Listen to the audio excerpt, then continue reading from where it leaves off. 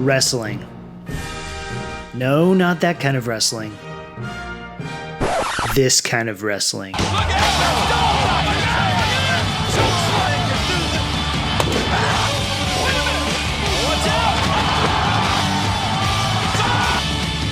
Not something particularly on my radar as a child.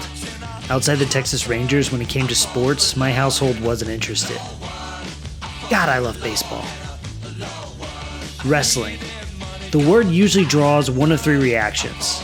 Either you love it, you liked it as a kid and it's alright, or you're a negative Nancy who thinks wrestling is lame. You know it's fake, right?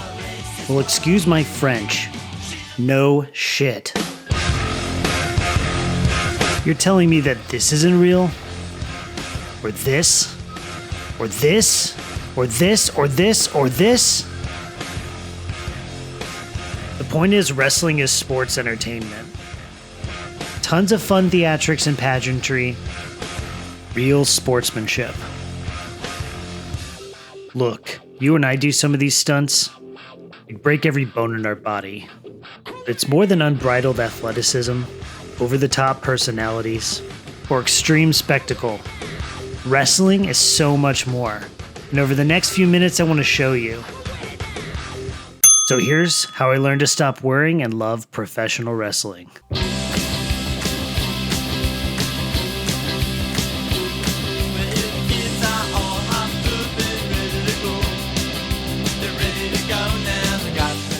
Some context here. Professional wrestling as we know today grew out of regional wrestling circuits around the country. That all changed in the early 1980s when Vince McMahon began consolidating regional wrestling companies into one super consortium, the World Wrestling Federation. Looking to elevate professional wrestling to new heights, the WWF managed to get weekly wrestling shows on network television. And to push wrestling even further, the WWF created large-scale premium live events, with the greatest of them being WrestleMania. Over the coming years, wrestling would be beamed across the country to televisions everywhere, and the superstars themselves would become household names. Increasingly large spectacles and aggressive marketing of merchandise and toys made the more charismatic wrestlers into larger-than-life figures.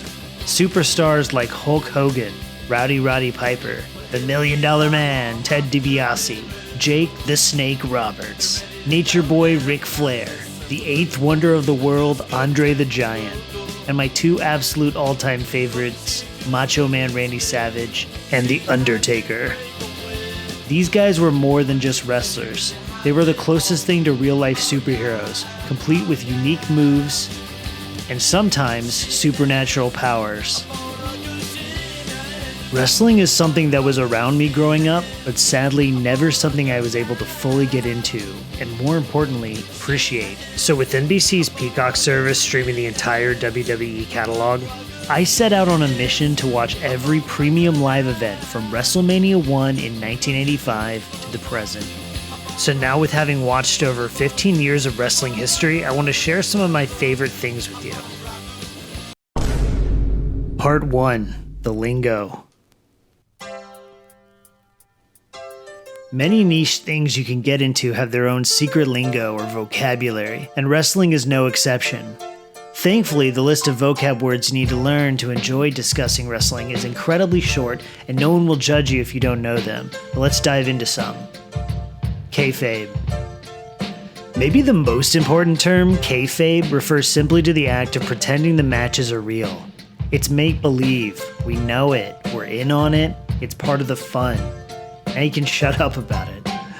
Kayfabe is the reason Walt Disney built secret tunnels under the Magic Kingdom in Florida, because he hated the immersion-breaking sight of cowboys from Frontierland walking through the futuristic Tomorrowland.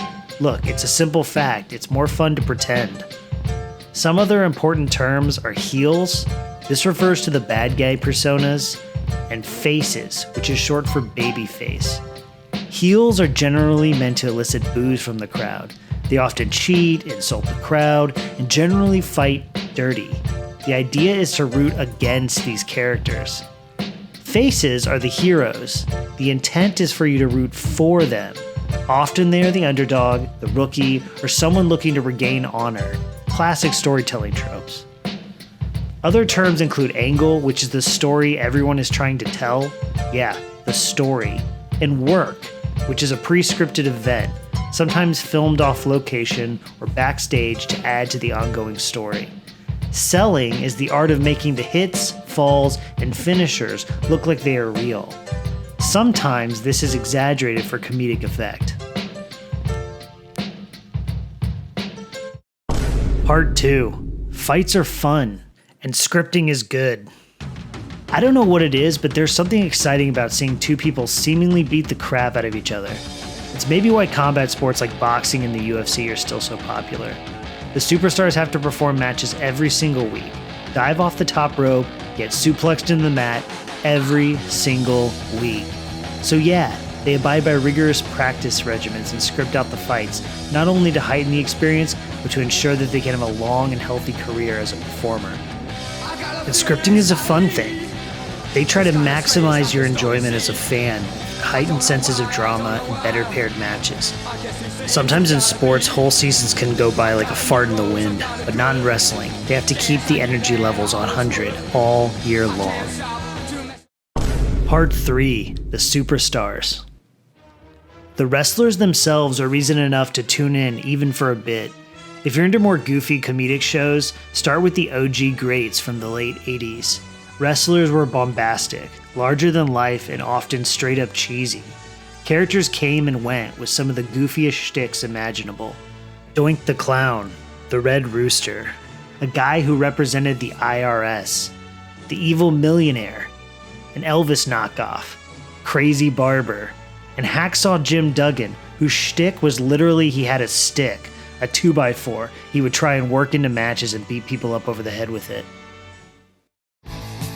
If you're the kind of person who likes corniness and sometimes the cringe dialogue of reality TV, watch this stuff from the late 90s and early 2000s. This era is known as the Attitude Era, and some of the biggest names you may have heard of, like The Rock or Stone Cold Steve Austin, have some pretty hilarious moments from this period.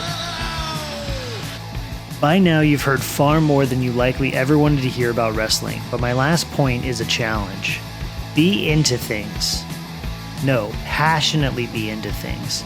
It's fun when you throw yourself into something and join a die-hard fandom. It doesn't have to be wrestling by any means, though I hope you give it a shot. It could be anything from anime, D&D, reality TV shows, even Nickelback. But the point is, you owe it to yourself to challenge your preconceived notions about literally any niche activity people seem to be into. There's a reason that thing has a following. If you give it a chance and check it out, a tiny bit of that passion may rub off, and you may find yourself with a wonderful new way to enjoy your time. I know you didn't need it to begin with, but you formally have my permission to enjoy things, even wrestling.